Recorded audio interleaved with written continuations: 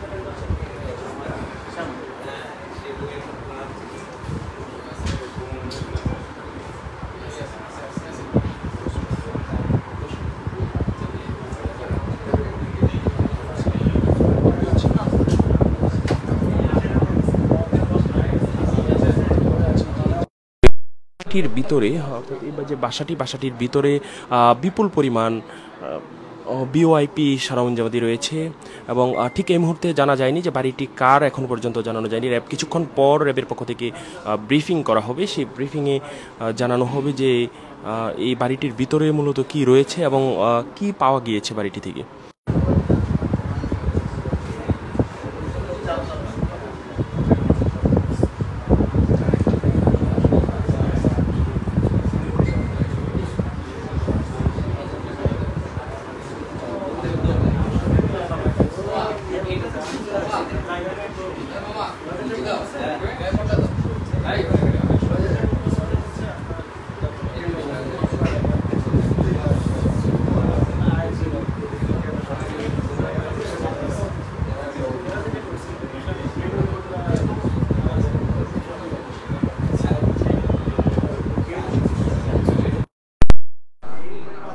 দর্শক, এই মুহূর্তে যে বাড়িটি